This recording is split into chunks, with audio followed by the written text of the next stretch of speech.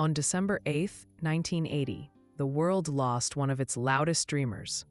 Outside the Dakota Building in New York City, John Lennon collapsed on the cold pavement, blood pooling beneath his glasses. His final words murmured to the doorman, "I'm shot, I'm shot." But what died that night was more than a man. It was a generation's innocence. The final note in the song that had begun decades earlier with four boys from Liverpool and had slowly fractured under the weight of fame, love, and revolution. As paramedics rushed Lennon to Roosevelt Hospital, fans outside the Dakota screamed his name. Some cried, some prayed. All understood instinctively that music itself had changed forever. But to truly understand that night, to understand how the dream turned into silence, you must go back to the moment when John met Yoko. It wasn't just a love story. It was a collision. The meeting of two powerful, creative forces that would alter art, culture, and one of the greatest bands in history. For the Beatles, it was the beginning of an ending. For Lennon, it was the first time he truly saw himself. Before Yoko Ono, John Lennon was both idol and prisoner. He stood at the peak of fame, adored and exhausted, his voice echoing across continents, yet unheard in his own mind. He had everything: money, family, a global pulpit, but he was drowning in applause. "I was a freak show," he once said. People saw the Beatle, not the man. Yoko would change that. She would strip away the myth, and with it, the safety it provided. Their love story is told as scandal, but in truth, it was a rebellion. A rebellion against conformity, fame, and the machinery of pop culture. Together, they sought freedom, and in that pursuit, they ignited both devotion and hatred. The world watched them make love, make art, make noise, and make enemies. What they didn't realize was that they were also dismantling something sacred, not just the Beatles, but the illusion that love could save everything. In the years since that fateful meeting, John and Yoko have been mythologized as saints, villains, or fools. But the truth lies in the gray, in the beautiful, maddening chaos of two people trying to merge their souls in public view. Their story is not about breaking the Beatles. It's about what happens when love demands the truth, even if that truth burns down the world that built you. Before his death, Lennon said something prophetic during an interview. "If anything happens to me, Yoko's still here. The dream carries on." He believed their love had transcended music, fame, even mortality. And in a way, he was right. But every dream comes at a cost. This is that cost, the story of John and Yoko, the love that changed music and broke the Beatles. By 1966, John Lennon lived inside a fortress made of screams. Everywhere he went, the sound followed. The hysteria of fans, the flash of cameras, the echo of his own name shouted by strangers who claimed to love him. He was 26 and already a myth. Yet behind that wall of noise, he was quietly falling apart. The Beatles had conquered the world. They were the voice of a generation, prophets of peace, icons of rebellion, and prisoners of their own creation. The four boys from Liverpool had become an empire. Every word they spoke was dissected, every silence filled with expectation. For Lennon, it felt less like glory and more like captivity. "We were trapped," he once said. "We were four lads who'd started out singing in a club, and suddenly we were Christ." His marriage to Cynthia Powell offered little refuge. The fame that had once thrilled her now suffocated them both. Lennon withdrew into sarcasm and substances, a defense mechanism against a life too bright, too loud. He experimented with LSD, hoping to escape the monotony of celebrity. The drugs were a way out, he admitted later, but the walls only changed color. They never disappeared. In public, he played the role of the clever Beatle, the witty rebel with wire-rimmed glasses who mocked reporters and turned interviews into performance art. In private, he filled notebooks with confessions, fear, anger, longing for something or someone that could silence the noise in his head. He was surrounded by millions, yet completely alone. London's swinging 60s scene only deepened the isolation. Models, actors, intellectuals all wanted a piece of him, but no one wanted the truth. They wanted Lennon the symbol, wrote one friend, not Lennon the man who doubted everything he'd built. The Beatles had become a religion, and Lennon was its reluctant messiah. The cracks in the group were already showing. Paul McCartney sought perfection, George Harrison spiritual truth, Ringo Starr simple peace. Lennon wanted escape. "We stopped talking like friends," he said. "We became business partners." The music reflected the tension, darker lyrics, stranger sounds, a hunger for meaning in a world built on applause. In August 1966, after his remark that the Beatles are more popular than Jesus, the machine turned on him. Records were burned across the American South, death threats poured in, and the band retreated further into seclusion. The controversy wounded him more deeply than he admitted. "I wasn't comparing," he said later. "I was warning, and they crucified me for it." By 1967, when Sgt. Pepper's Lonely Hearts Club Band exploded onto the world stage, Lennon was already drifting inward. The psychedelic facade masked a man exhausted by worship. Fame had given him everything except purpose. He read Eastern philosophy, wrote fragmented poetry, and wandered through London art galleries, searching for something that felt real. And then, one afternoon, he found it, or rather her. At the Indica Gallery, among minimalist canvases and conceptual installations, he encountered an artist whose work defied everything he knew. A ladder leading to a tiny word on the ceiling. Yes. A statement of quiet optimism in a world drowning in noise. Her name was Yoko Ono. In that single moment, Lennon's restless search for truth collided with hers. She was unlike anyone he'd ever met, calm where he was chaotic, abstract where he was literal, fearless where he was fragile. While others treated him as legend, she treated him as a man, a collaborator, an equal, a mind to engage, not a trophy to adore.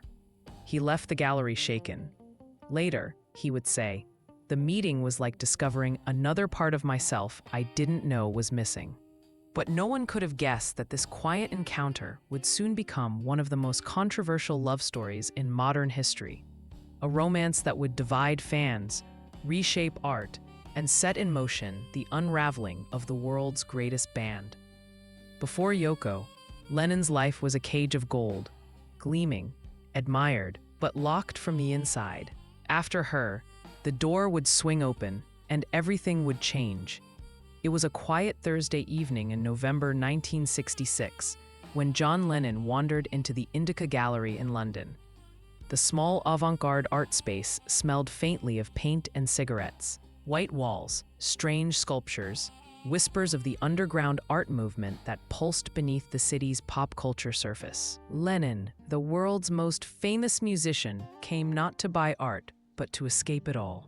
He was curious, restless, high on curiosity and fatigue. The invitation had come from his friend, John Dunbar, who managed the gallery. "You'll like her," Dunbar had said. "She's different." The artist in question was Yoko Ono, a Japanese conceptual creator whose reputation for provoking, rather than pleasing, had already made her infamous in avant-garde circles. Lennon entered the gallery late, half disguised behind his round glasses. The crowd was small, mostly bohemians and intellectuals. In the center of the room hung a series of interactive installations, things to climb, touch, or imagine. Lennon, amused, made his way to one particular piece, a tall white ladder leading up to a magnifying glass suspended from the ceiling. Above it, a tiny word written on a canvas square. He climbed, slowly, carefully, as if ascending towards something sacred. At the top, he peered through the glass. The single word read, "Yes." He smiled.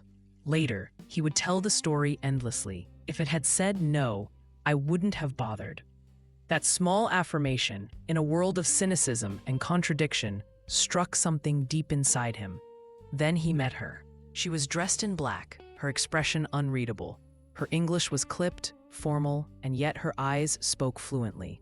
The calm of someone who had lived through storms.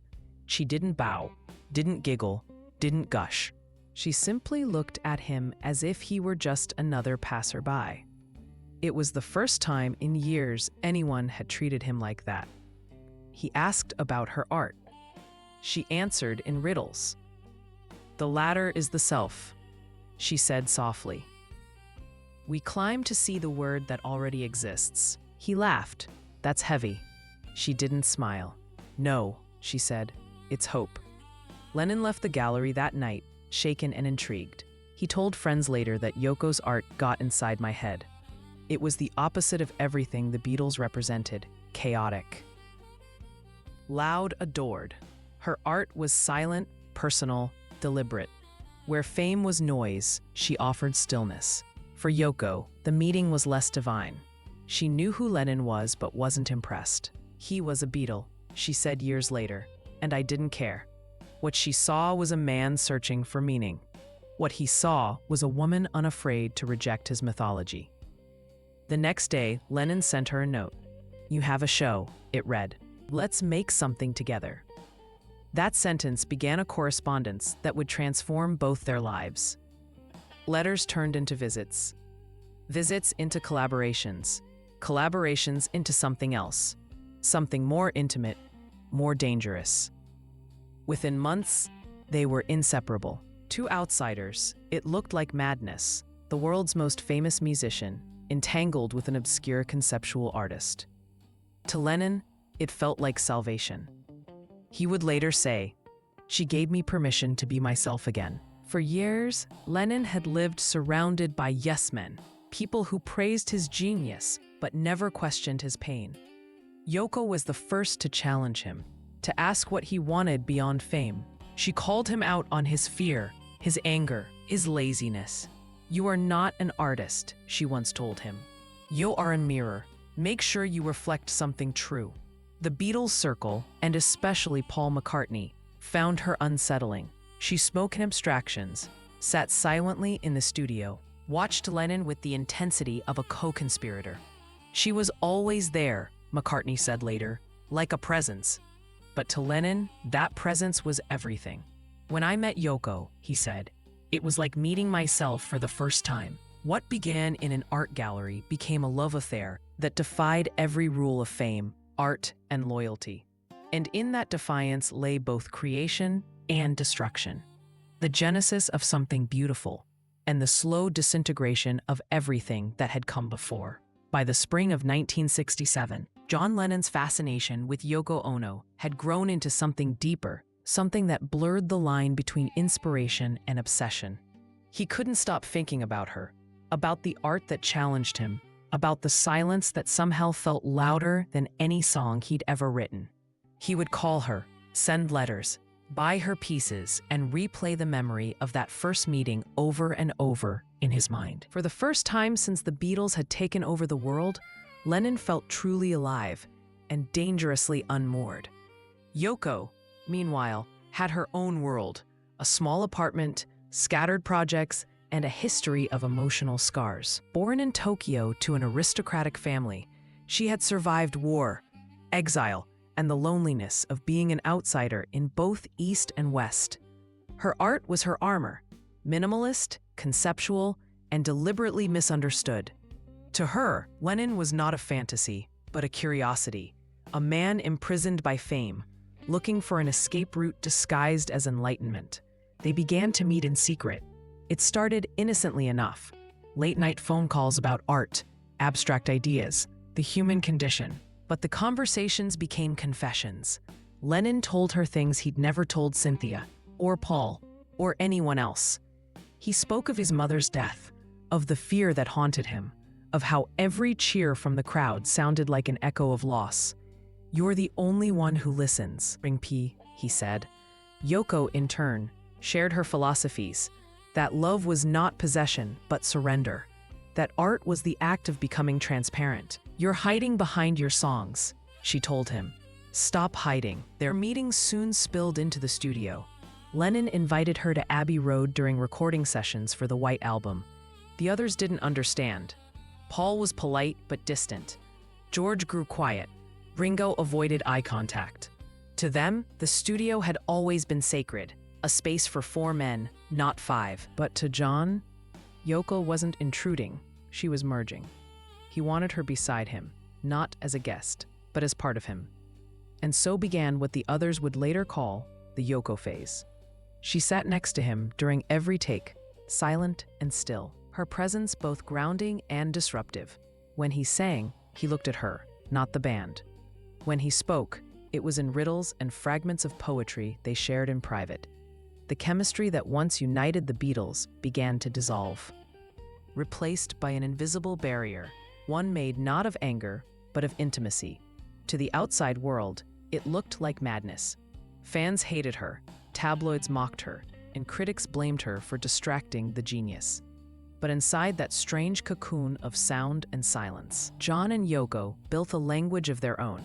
They made tape loops, whispered haikus, recorded the sound of their breathing. To them, it was art. To everyone else, it was nonsense. But Lennon didn't care. "She makes me feel real," he said. "The rest is noise." The more he fell into Yoko's world, the more he drifted from everyone else. His marriage crumbled quietly. Cynthia returned from a trip one afternoon to find Yoko in her home, wearing her robe, drinking tea. It was the moment everything changed. Lennon didn't apologize. He simply said, "We're in love." To some, it was betrayal. To Lennon, it was liberation. He had spent years trying to fit into the image the world demanded: the witty Beatle, the working-class hero, the rebel poet. But with Yoko, he began to dismantle that persona, piece by piece. She called it unlearning. He called it becoming. Music became a secondary language between them, not a career, but a canvas. Together they recorded two versions, a raw, page, experimental album that horrified record executives and fascinated critics. Its cover, the two of them nude, vulnerable, unfiltered, became a declaration. This was no longer the John Lennon the world knew. This was something else entirely. Intimate, defiant, and unapologetically real. The obsession that had begun as curiosity now consumed him. Friends watched with unease as he withdrew further into Yoko's universe. "He was gone," said George Martin, the band's producer. "He wasn't one of the Beatles anymore. He was part of something, other." But to Lennon, the transformation was the point. "Before Yoko," he said, "I was half a person. After her, I became whole." It was love, the kind that heals and destroys at the same time. And in that collision of art, ego, and devotion, the foundations of the Beatles began to tremble. By late 1968, the world's most famous band was beginning to fall apart. What had once been a brotherhood now felt like a cold business partnership. Recording sessions were no longer joyous or spontaneous. They were battlegrounds. Each Beatle arrived separately, often with his own producer, his own sound, his own agenda. In the middle of it all sat John Lennon and Yoko Ono, inseparable, defiant, and misunderstood. Speak prosody, the others didn't know how to react. Paul McCartney, the tireless perfectionist, tried to hold the group together, but his leadership was starting to feel controlling. George Harrison, who had grown into a songwriter of immense talent, felt ignored and resentful. Ringo Starr, the peacekeeper, quietly endured the tension until even he walked out during the recording of the White Album. Lennon, however, didn't seem to care. He was no longer chasing musical harmony. He was chasing personal freedom. Yoko was now a fixture in the studio. Her presence disrupted the delicate chemistry that had held the Beatles together for a decade. Lennon wanted her voice, literally on the records. He recorded experimental sounds with her, encouraged her avant-garde screams and tape collages. To him, this was evolution. To the others, it felt like sabotage. "We were four people trying to make a record," Paul said later, "and one of us brought his wife to work every day." But it wasn't just Yoko's presence that fractured the band. It was what she represented. She embodied everything Lennon wanted: art without limits, emotion without filter, rebellion without apology. He began dismissing Beatles conventions, rejecting the pop machine they had built. He grew openly hostile toward Paul's meticulous arrangements and George's spiritual detachment. "The Beatles were over," Lennon said later. "I just didn't want to be the first to say it." As the White Album spiraled into chaos, The differences became irreconcilable. Long nights turned into silent sessions, laughter into arguments. Lennon's songs grew darker. Happiness is a warm gun. I'm so tired, you're blues. Each one sounding like a cry for escape. When he sang, I'm so lonely, I want to die, it wasn't a lyric. It was a confession. Outside the studio, the media fueled the fire. Headlines blamed Yoko for breaking up the Beatles. Racist and sexist commentary filled tabloids, mocking her accent, her art, her influence. To the press, she was the villain. To Lennon, that made her a martyr. They hate her because they can't control her, he told a friend. She's the only one who's free. The strain deepened during the recording of Let It Be. Cameras documented every glare, every argument, every quiet resentment. What was meant to be a back-to-basics project became a portrait of collapse. Lennon spent more time whispering to Yoko than collaborating with Paul. George walked out again. Even the music, once transcendent, now sounded weary. When Lennon sang, Don't Let Me Down, it wasn't to his bandmates, it was to her. By the time Abbey Road began in 1969, the Beatles were ghosts haunting their own legend. The camaraderie was gone, replaced by obligation. And yet, somehow, they created beauty out of the ruins. Songs like Come Together and Because, echoing the unity that no longer existed. It was Lennon's farewell to the band that had given him everything and taken just as much away. Privately, he was already planning his exit. In September 1969, he told the others, I want a divorce. The room fell silent. For years, they had survived death threats, drug scandals, exhaustion, and fame, but they couldn't survive truth. The Beatles were not killed by Yoko Ono. They were undone by time, by ego, by four men who had outgrown the same dream. But in Lennon's heart, it wasn't an ending. It was a rebirth. The Beatles had given him fame. Yoko had given him purpose. And that, he believed, was worth everything. When the Beatles officially dissolved, John Lennon and Yoko Ono stepped into the void, not as musicians, but as revolutionaries. What began as a romance had become a movement. They weren't just lovers, they were a statement. Together, they vowed to use art as protest, music as weapon, and love as performance. But behind the slogans and headlines, there was a growing loneliness, a quiet exile from the world they had once ruled. In 1969, they married in Gibraltar. The wedding was private, untraditional, and symbolic. Two outsiders joining in defiance of expectation. Instead of a honeymoon, they staged their first act of protest, the bed-in for peace. In a hotel room in Amsterdam, they lay in white sheets, surrounded by flowers and reporters, speaking to the world about love and peace. We're selling peace like others sell war, Lennon said. Cameras clicked. Skeptics laughed, but millions listened. For a brief moment, their message pierced. From Amsterdam to Montreal, the bed-ins became performance art on a global scale. The pair released Give Peace a Chance, recorded from their hotel bed with friends and journalists singing along. The song became an anthem for a generation lost between war and hope. To Lennon, this was liberation, music stripped of glamour, returning to its primal purpose, to move hearts. We didn't need the Beatles, he said. We had each other, and a message. But fame is a paradox. For every fan who embraced their activism, another dismissed it as vanity. Critics sneered, politicians mocked, and even old friends grew distant. John wanted to save the world, Paul McCartney later said, but he couldn't save himself. Yoko and John retreated deeper into their shared universe. They recorded the wedding album, a collage of laughter, breathing, and whispered endearments. To many, it sounded absurd. To them, it was honesty. This is what love sounds like, Yoko said, but the more they turned inward, the more isolated they became. By 1970, Lennon's anger toward his past spilled into the open. His solo album, John Lennon Plastic Ono Band, was raw, stripped bare of melody and sentimentality. Songs like Mother, God, and Working Class Hero ripped through his psyche like open wounds. I Don't Believe in Beatles, P. sang. The dream is over. His voice cracked, not from weakness, but from truth. It was the sound of a man burning his own mythology. Yoko stood beside him through it all. His muse, his collaborator, his mirror. But the world wasn't kind. She received hate mail, death threats, and relentless blame for the band's collapse. Newspapers called her a witch, a manipulator, a curse. Lennon, furious, lashed back. If she were white and British, he said, they'd call her a muse. As their art grew bolder, their circle grew smaller. The counterculture they once inspired began to turn on them.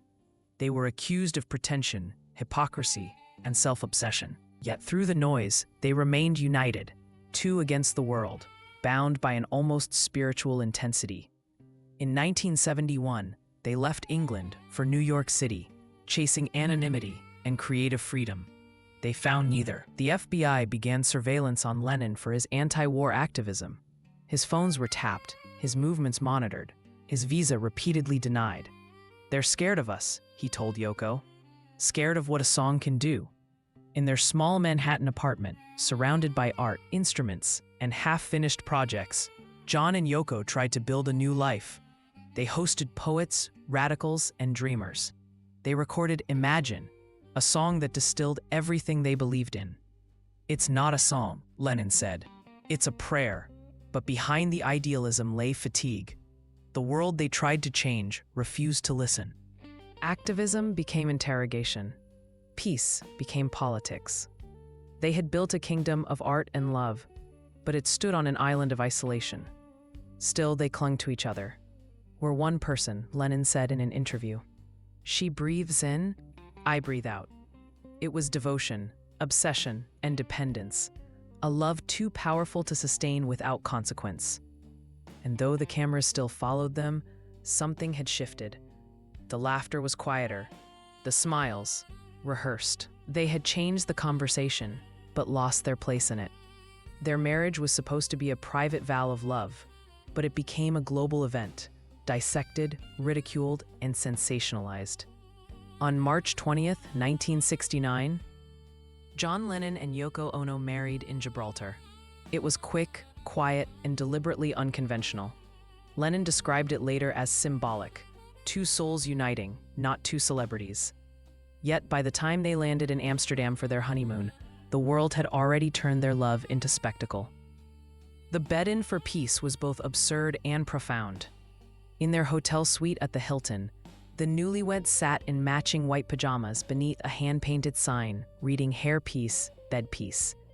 Surrounded by journalists, photographers, and flashing cameras, they spoke softly about ending war through love. To the cynical press corps, it looked like theater. To Lennon and Ono, it was their truth. We're doing what we can, Lennon said. We stay in bed instead of going to war.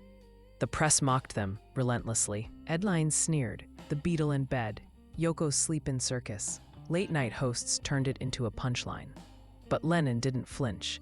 They laugh because they don't understand, he said. But laughter is a start. At least they're listening. Their marriage represented more than romance. It was a collision of two worlds, East and West, fame and art, man and woman, chaos and calm. Yoko became both muse and lightning rod. To millions, she symbolized the disruption of a myth, the woman who took John from the Beatles. To John, she was the one who finally returned him to himself. Their public appearances blurred the line between art and life. They staged happenings, filmed experimental pieces, and performed sound collages. At a time when pop stars were expected to entertain, Lennon and Ono provoked. Our life is our art, Yoko declared. If people don't like it, that's part of the piece. They were rewriting what it meant to be famous, no longer idols, but provocateurs. But marriage, even one built on artistic rebellion, carries its own storms. Fame followed them everywhere. Fans shouted insults at Yoko. Paparazzi camped outside their home. The hate was relentless, often racist, always cruel. I realized then, Lennon said, that the world doesn't want peace. It wants someone to blame. In interviews, they were inseparable, finishing each other's sentences, speaking in unison, sometimes even answering for each other. Their unity fascinated some and unnerved others. The tabloids called them the two-headed beetle. Even friends began to drift away. John was gone, one acquaintance said. It wasn't John and Yoko, it was John Yoko. Despite the criticism, their creative synergy flourished. In 1969, they recorded the Ballad of John and Yoko, a wry chronicle of their chaotic wedding and media circus. Christ, you know it ain't easy, Lennon sang, half a joke, half a lament. The song reached #1 in the UK, but was banned in parts of the US for its use of the word Christ. Lennon didn't care. He'd found his truth, and his truth was Yoko. But love under a microscope distorts. The constant scrutiny began to wear them down. Their home became both sanctuary and prison. Yoko suffered a miscarriage later that year, a loss they endured in isolation, shielded only by each other. We were surrounded by noise, she said, but inside, it was just silence and pain. Lennon wrote Cold Turkey in response, a raw, desperate song that captured both addiction and grief. Through it all, they refused to hide.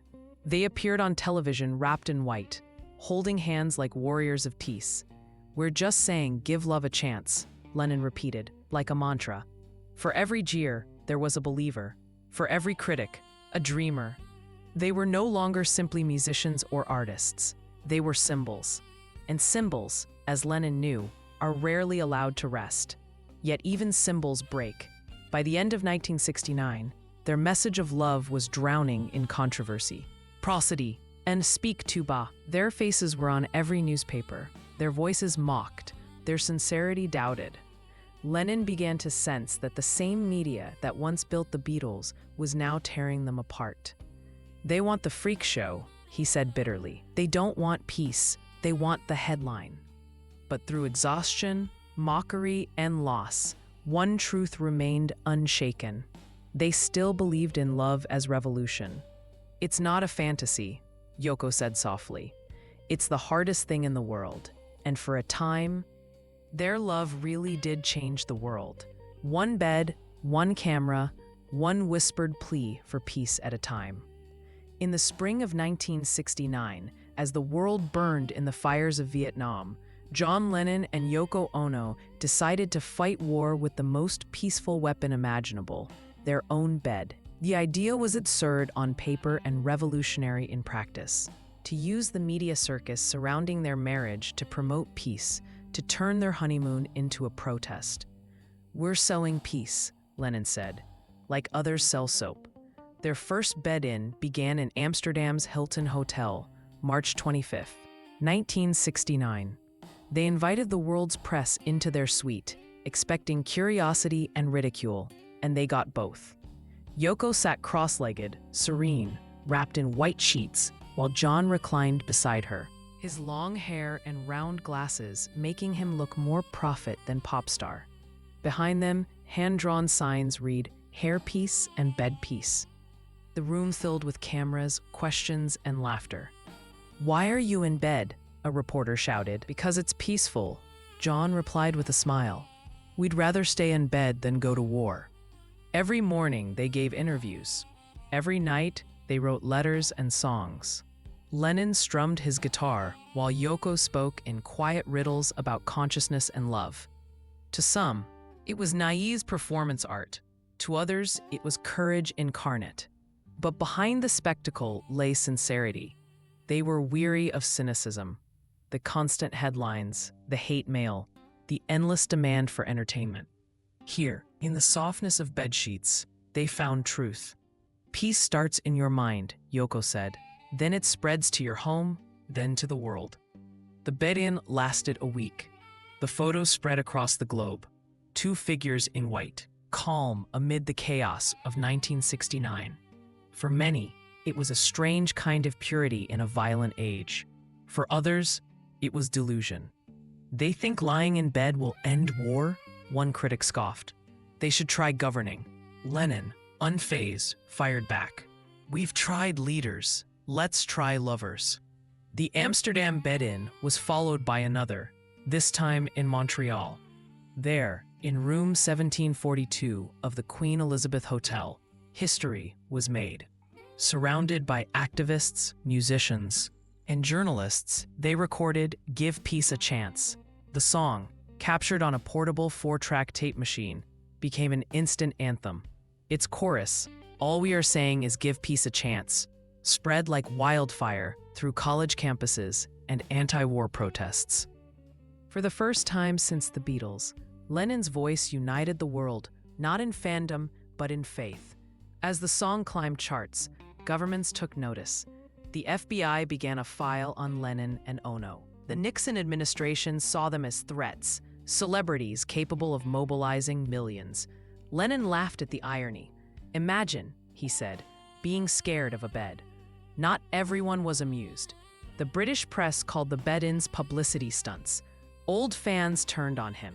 Radio stations mocked the couple, while conservative columnists labeled them the decay of Western civilization. Yet amidst the mockery, the message endured. Lennon and Ono had found a way to make the world listen, even if it laughed first. Still, the toll was real. They were exhausted, drained by constant scrutiny. Lennon began to understand that love and peace were easier to preach than to practice. The same cameras that broadcasted their ideals also invaded their privacy. "We invited the world into our bed," he said, and it never left. When asked years later if the bed-ins worked, Lennon paused. "We made people think," he said. "That's all we ever wanted." And they had. Whether seen as saints or fools, their experiment had pierced through apathy. Millions sang their words, carried their signs, and whispered their hope. But after the bed-ins, something changed between them and the world. The laughter had turned crueler, the headlines sharper. Their faces, once symbols of idealism, became targets for cynicism. Yet, they refused to retreat. "If we stop," Yoko said, "they win." In their defiance, they proved something larger, that peace wasn't a slogan, but a state of mind worth fighting for. They turned a bed into a battlefield of ideas and showed that protest could be gentle, love could be political, and fame could serve something greater than itself. The bed-ins ended, but their echo never did. "All we are saying," Lennon whispered years later, "it's give peace a chance." It was a plea, a prayer, and perhaps a prophecy. By 1970, the Beatles were over, but the world refused to accept it. Fans begged for a reunion, record executives plotted, and journalists clung to the myth that four men could still speak as one voice. But inside that illusion, John Lennon was already gone. His heart, his art, his identity, all belonged to Yoko.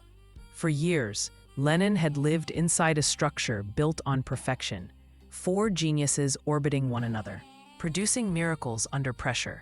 But the cracks were now chasms. Arguments about management, publishing, and direction had poisoned what little friendship remained. Lennon, once the band's emotional core, had become its sharpest critic. "It wasn't fun anymore," he said. "It was like dragging a corpse around."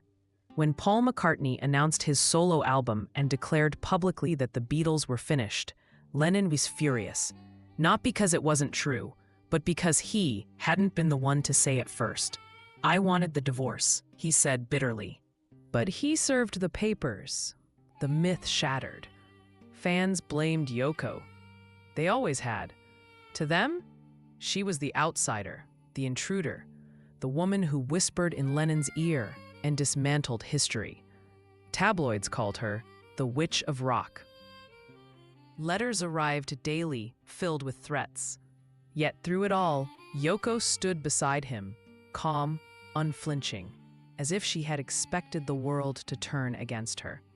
"We didn't break up the Beatles," she said. "They were already breaking." Lennon agreed. "If it wasn't Yoko, it would have been something else," he told Rolling Stone. "She just gave me the courage to do what I already wanted, to be free."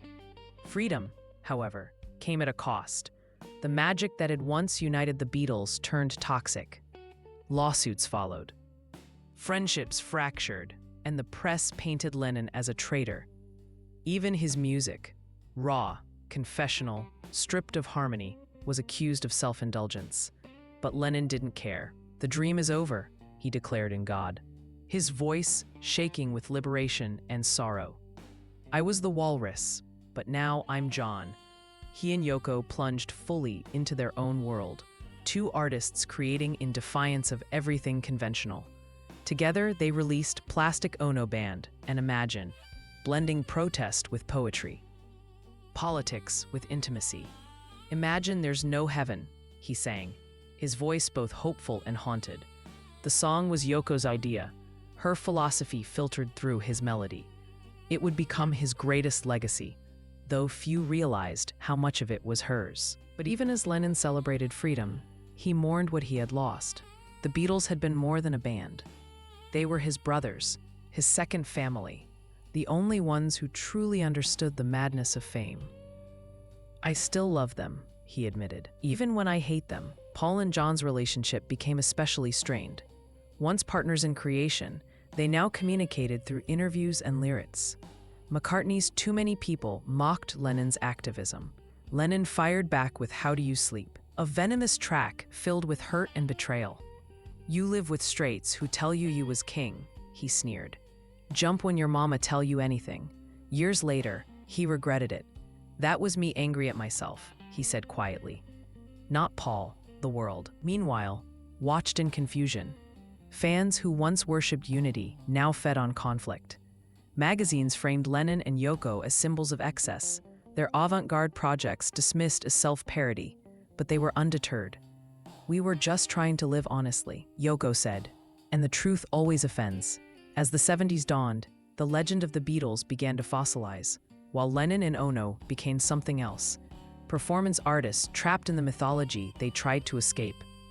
They spoke about peace and love, but behind closed doors, they battled their own insecurities. The same intensity that bonded them also burned them. "We were addicted to each other," Lennon admitted. "It was love and pain at the same time." By 1971, the Beatles were gone, but their ghost haunted every radio, every interview, every dream. For Lennon, it was both blessing and curse. "I can't escape it," he sighed. "They'll always see me as a Beatle." He turned to Yoko. "Then we'll make our own world," she said. And they did. But in building it, they left behind the one that had made them immortal. The breakup of the Beatles was not just the end of a band. It was the death of an idea. The idea that unity could last forever, that friendship could withstand fame, that love could heal everything. John and Yoko believed it could. The world did not. When the Beatles finally dissolved, John Lennon was free, but also lost. For more than a decade, he had lived as one quarter of an entity larger than himself, a phenomenon that had consumed his youth and identity. Now, standing outside its shadow, he faced the terrifying question: who was John Lennon without the Beatles? The early 1970s were a period of reinvention and rebellion. He moved with Yoko to New York City, determined to leave behind the old world of British fame. "I'm not the Beatle John anymore," he told reporters. "I'm just John, a bloke with a wife and a dream." But the dream was complicated. The city that promised freedom also mirrored his chaos. The streets were loud, restless, full of causes, revolutions, and ghosts. Lennon found in New York what he always wanted: anonymity, but also what he feared: irrelevant. She threw himself into politics and art. With Yoko, he became an icon of the counterculture, supporting peace movements, feminism, and anti-war protests. He befriended radicals like Jerry Rubin and Abby Hoffman, spoke at rallies, and donated money to causes the establishment despised. "We're artists, not politicians," he said, "but if art doesn't change the world, what's the point?" At the same time, his music transformed. The pop gloss of Beatlemania was gone.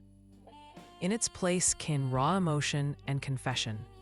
Plastic Ono Band and Imagine stripped Lennon bare, emotionally, lyrically, spiritually. "I'm just a guy," he sang, "who found out that love was the answer." His voice carried both peace and pain, a plea from a man who had seen too much. Yoko's influence was clear in the honesty of his art. She encouraged him to explore vulnerability, to sing what others buried. "You don't hide." But freedom didn't silence the ghosts. Everywhere Lennon went, he was haunted by the Beatles. Journalists refused to move on. Every interview turned into a reunion question. Every song was compared to Paul's latest hit. "They won't let me live," he said. "I can't even sneeze without them asking if it's about the Beatles." He fought back with words and with music. On How Do You Sleep, Lennon lashed out at McCartney in one of the most brutal diss tracks ever recorded. But behind the venom was sorrow, a cry from someone still mourning a lost brotherhood. "We were connected in ways no one will ever understand," he later admitted. That's why it hurt so much. New York offered him a strange kind of sanctuary. He and Yoko lived at the Dakota, an old Gothic apartment building near Central Park. Their home became both creative workshop and fortress. They painted, filmed, wrote poetry, made noise records, anything that blurred the line between life and art.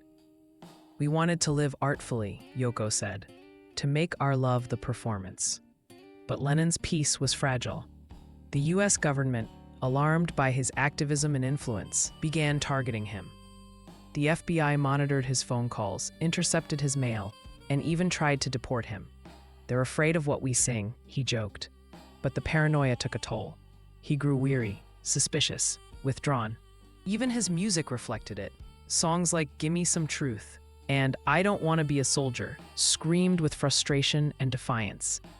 As the years passed, his fame began to mutate. He was no longer the cheerful Beatle, nor the fiery revolutionary.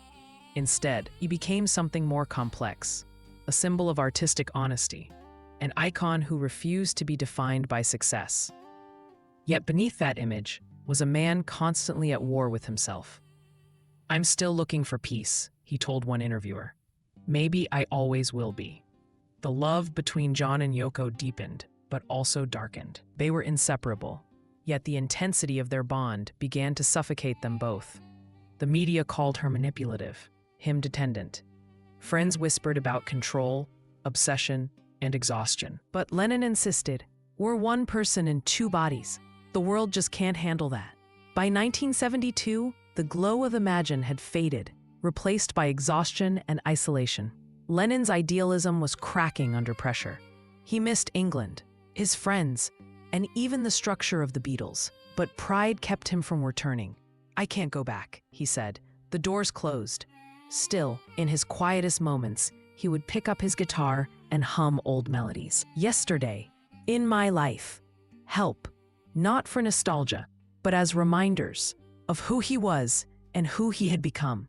John Lennon, the dreamer, the activist, the exile, a man forever caught between two worlds.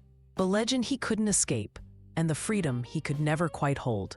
Without the Beatles, Lennon was finally free, and more alone than ever. By 1973, John and Yoko had become a paradox, a couple both worshipped and despised. United by love, yet divided by power.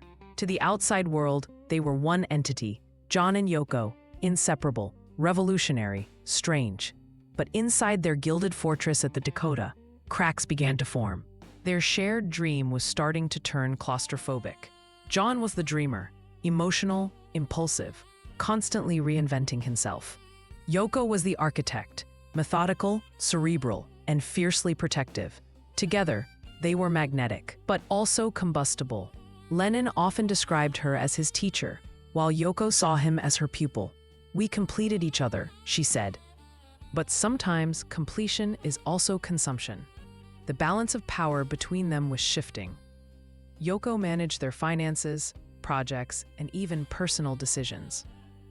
She took control of business meetings, art collaborations, and media appearances. To some, it looked like manipulation. To others, it was necessity. Lennon's chaotic nature required grounding. Without her, one friend said, he would have floated away. But Lennon, who once defied all authority, now found himself obeying hers. "She's the boss," he joked in interviews, half laughing, half confessing. Their relationship was also shaped by fame's suffocating pressure. Everywhere they went, cameras followed. Every argument, every gesture became tabloid fodder. The same media that once mocked them now treated their love like a political soap opera. "People want us to fail," Lennon said. "They want to see the dream fall apart." And privately, it was beginning to. Lennon's drinking worsened. He grew restless, paranoid, and irritable. The creative high of Imagine had faded into frustration. Critics accused him of losing his touch. Fans accused Yoko of controlling him. The world, it seemed, was determined to separate them. "They think she's the witch and I'm the fool," he said bitterly. But the truth is, we're just two people trying to survive each other. By mid-1973, their marriage reached breaking point.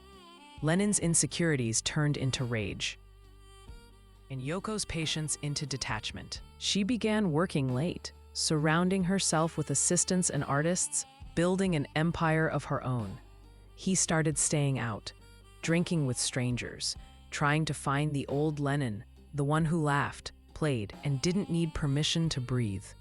But that man no longer existed.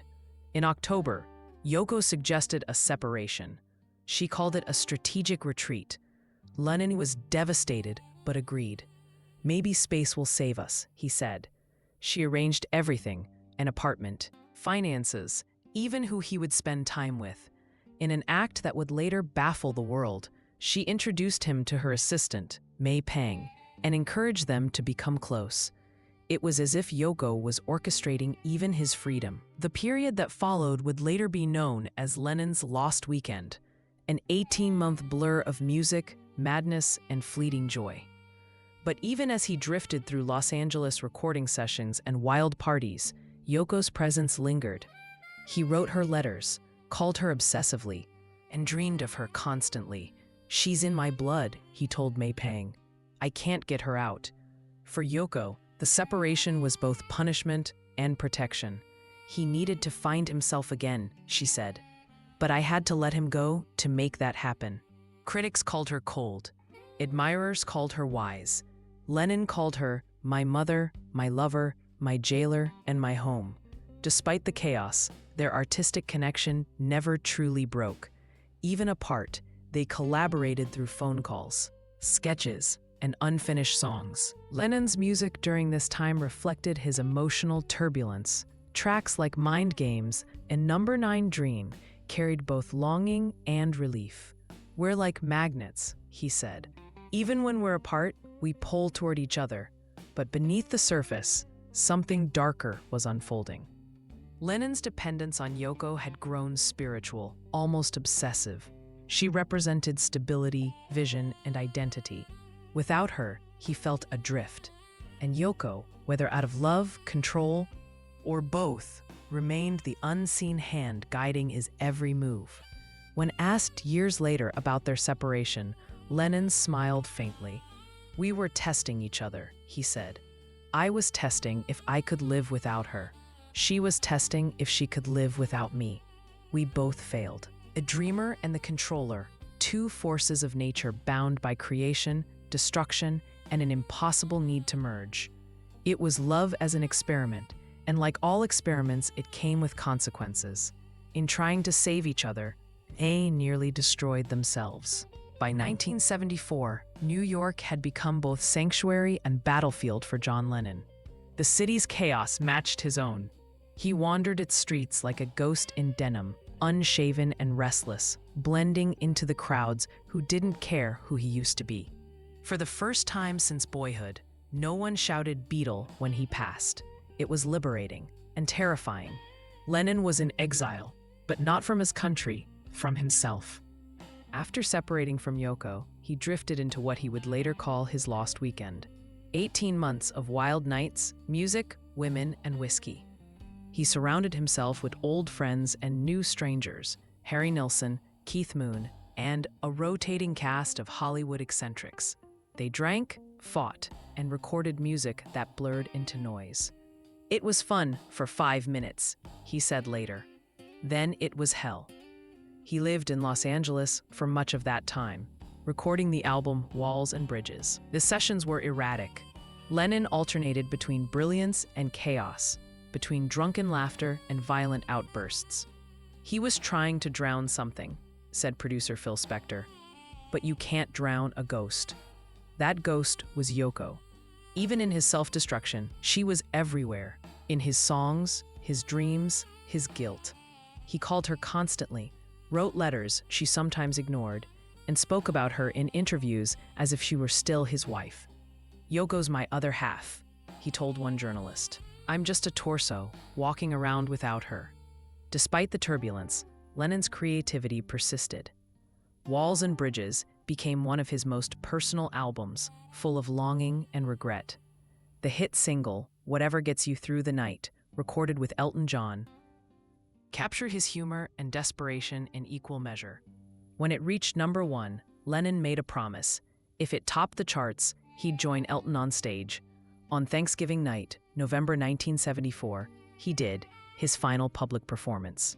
The crowd roared as he sang Imagine, unaware they were witnessing. But beneath the applause, there was emptiness. After the show, Lennon returned to his hotel room and called Yoko. They talked for hours. "It was like coming home," he said. Within months, he was back in New York, back in her orbit, seeking forgiveness. Reunion didn't come easily. Yoko had changed, colder, more guarded. She had learned to live without him, to build her own empire of art and influence. When they met again, it was not as lovers, but as strangers relearning each other's languages. He was broken, she said, but he wanted to be whole again. They reconciled slowly. Lennon moved back into the Dakota. The noise of Los Angeles was replaced by the hum of Central Park, the laughter of street musicians, the anonymity he craved. Together they began to rebuild, not the myth, but the man. He quit drinking, meditated, and wrote again, softer this time. "I'm tired of fighting," he told Yoko. "I just want to live." In 1975, their son Sean was born. Lennon called it "my second chance." He took to fatherhood with an intensity that startled even Yoko. "I'm not missing this one," he said, referring to his absence during his first son Julian's childhood. He quit music almost entirely, dedicating himself to domestic life. "People think I'm wasting my time," he told an interviewer, "but this is the most important album I'll ever make. Raising my son." New York became his world, a mix of chaos and calm, anonymity and rebirth. He strolled through Central Park, pushing Sean's stroller, unrecognized by passers-by. "This is what peace feels like," he said. The man who once shouted to change the world now whispered lullabies to his child. Yet even peace had its shadows. The FBI surveillance continued for years. His immigration battle dragged on. The dreamer who once demanded peace from governments now found himself fighting one. "They're afraid of ideas," he mused, "and I'm full of them." Still, for the first time in years, Lennon seemed content. The fire that once fueled his rebellion had softened into warmth. His letters to friends spoke of baking bread, painting with Sean, and laughing with Yoko. "I've stopped being a hero," he wrote. "Now I'm just a human." Exile had given him something fame never could: perspective. He was no longer the Beatle, nor the activist, nor the symbol. He was John, the husband, the father, the man. And for a fleeting moment, it was enough. In New York, he had found both anonymity and immortality. The city didn't worship him, it accepted him. "New York's like Yoko," he once said. "It doesn't pretend to love you, but if you stay long enough, it might let you belong." By 1980, the world had almost forgotten what it was like to hear John Lennon's voice on the radio. For 5 years, he had disappeared. No albums, no interviews, no politics. A man who once defined rebellion had traded microphones for baby bottles, studios for the kitchen. The tabloids called him retired. He preferred the word reborn. He spent those quiet years raising Sean, cooking bread, and rediscovering himself. The former Beatle who once shouted, "Give peace a chance," was now learning patience, the kind only parenthood teaches. "This is my revolution," he told a friend. Being here, now, changing diapers instead of governments. But as the decade turned, something began to stir inside him. He missed music, the creation, the collaboration, the communion. "The songs are coming back," he told Yoko one night in 1979, like old friends knocking on the door. Yoko encouraged him to return, but on their own terms. "If you go back," she said, "go as us, not as you." Together, they crafted what would become Double Fantasy, an album not just of songs, but of dialogue between husband and wife, man and woman, dreamer and realist. Lennon's tracks radiated warmth and optimism, just like Starting Over, Watching the Wheels, Beautiful Boy. Yoko's songs, modern and dissonant, provided counterpoint, two artistic souls in conversation. It wasn't a comeback, Yoko said later. It was a continuation. When the album was released in November 1980, critics were skeptical. Some dismissed it as sentimental, even self-indulgent. But fans heard something else. Peace.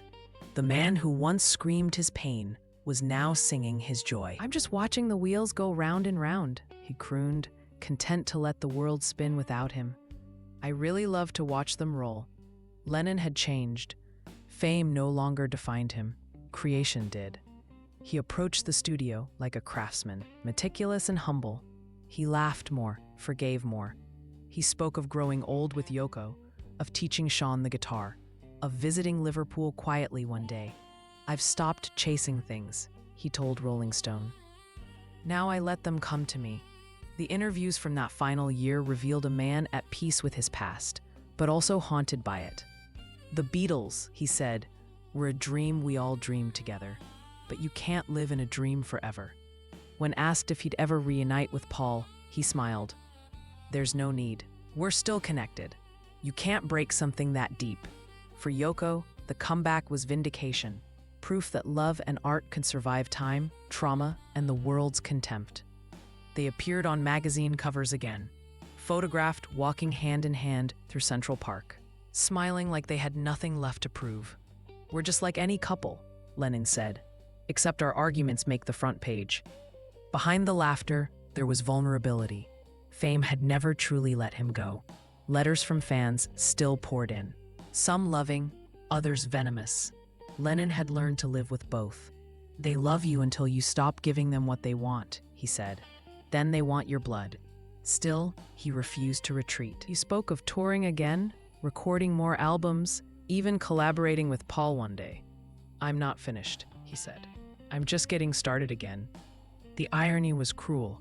After years of exile, Lennon had finally rediscovered his voice, only to have time conspire against him. In the autumn of 1980, Double Fantasy began to climb the charts. The reviews softened. Radio stations played Starting Over on loop. The world that had once crucified him now welcomed him home. To those who knew him, he seemed lighter, clearer, happier. He was glowing, said photographer Annie Leibovitz after their final shoot, like someone who'd made peace with every version of himself. For Lennon, the comeback wasn't about fame or fortune. It was about reconciliation with his past, his art, and the love that had both saved and scarred him. "You don't stop being who you were," he said. "You just grow around it."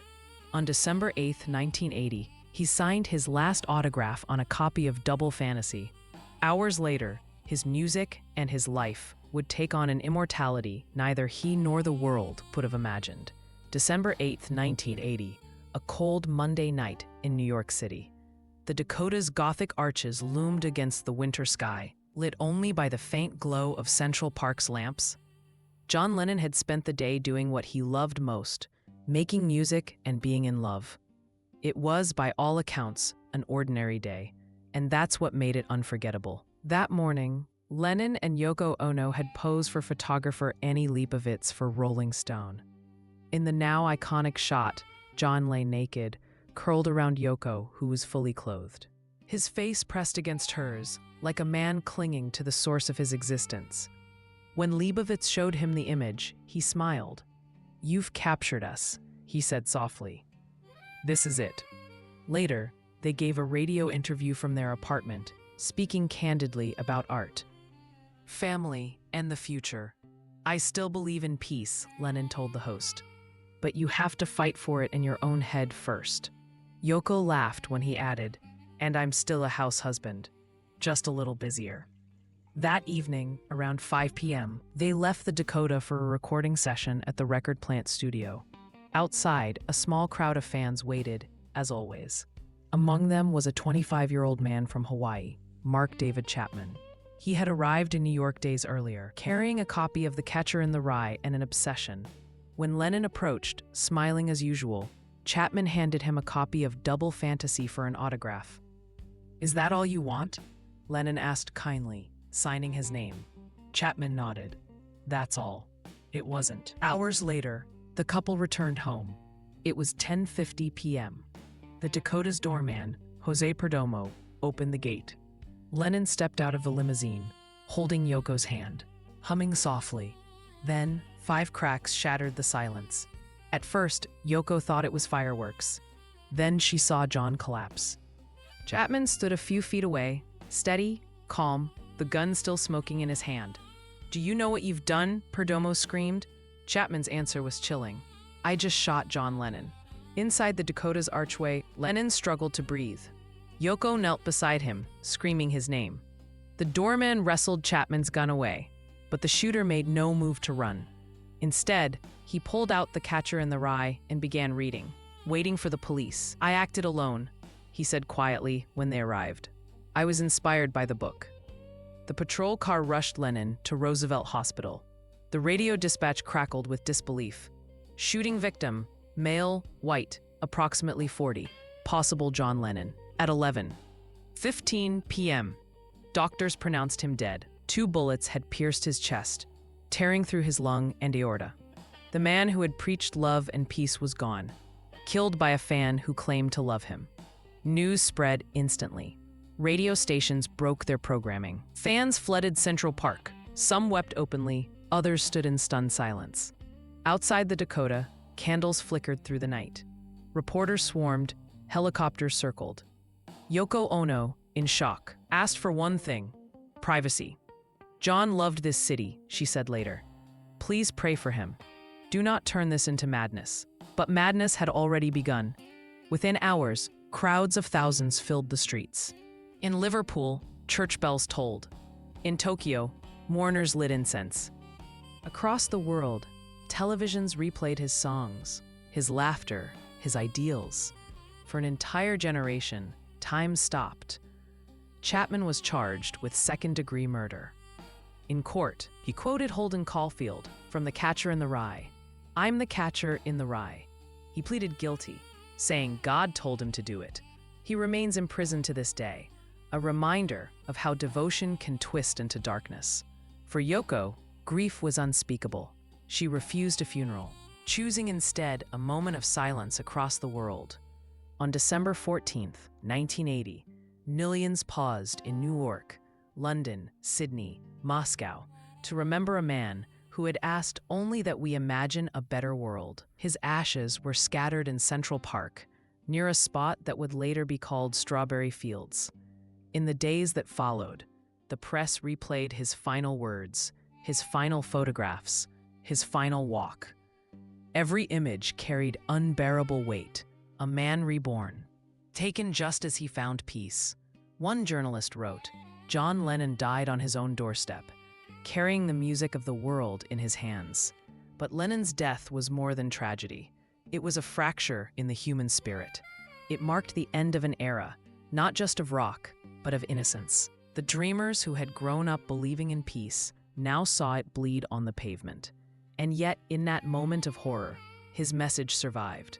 Fans held vigils, singing Imagine, voices trembling through tears. "You may say I'm a dreamer," they sang, "but I'm not the only one." For one night, the world was united, not by fame, but by grief, love, and remembrance. It was the night the music died, but the dream refused to. In the aftermath of tragedy, silence fell, not just over New York, but over the world. For days, radio stations played nothing but Lennon's voice. Imagine, across the universe, instant karma. The airwaves became an endless requiem, a reminder of how one man's dream had shaped generations. But behind the grief, something extraordinary happened. Love endured. Yoko Ono, shattered but unbroken, refused to let John's story end in violence. "He is not gone," she said. He just stepped into another room. She poured her energy into preserving his legacy, transforming pain into purpose. The Strawberry Fields Memorial opened in Central Park 5 years later, a mosaic circle bearing a single word, imagine. It became a sanctuary, a place where millions still gather to sing, cry, and remember. John Lennon had once said, "Love is a flower. You've got to let it grow." And grow it did.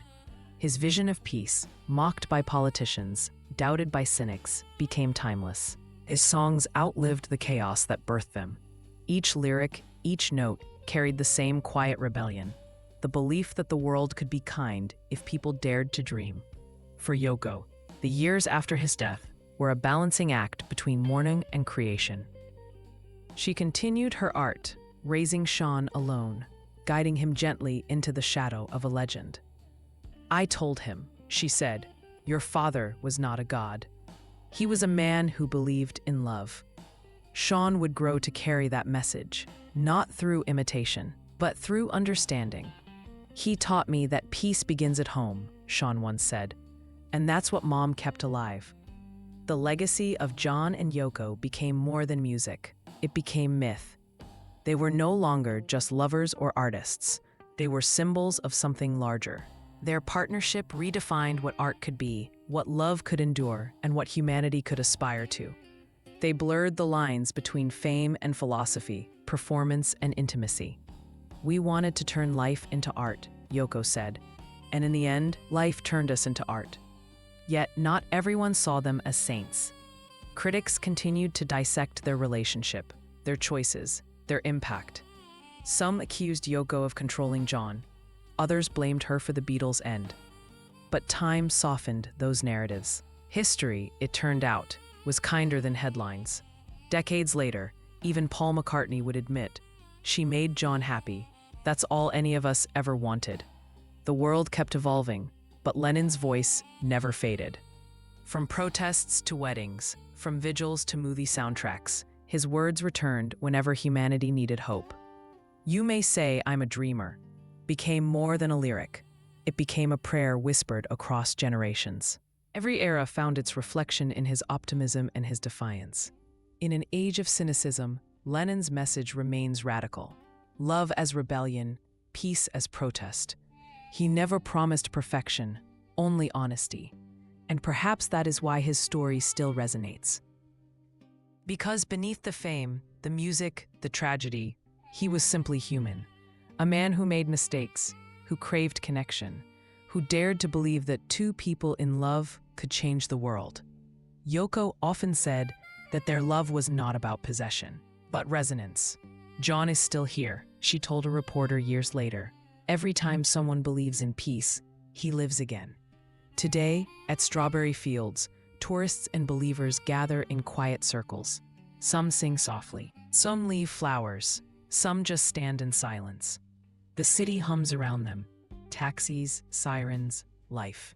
But in that circle, time slows. The dream lives. The love between John Lennon and Yoko Ono was not perfect. It was not peaceful. It was not easy. But it was true, raw, defiant, transformative. It broke the Beatles, reshaped art, and left behind a question the world still struggles to answer. Can love really change everything? Perhaps the truest tribute to Lennon's life is that millions still try to find out. In every act of kindness, every protest for peace, every whispered lyric that begins with imagine, his spirit lingers, not as a ghost, but as a possibility. Because love, as he proved, never dies. It only waits for someone brave enough to keep singing.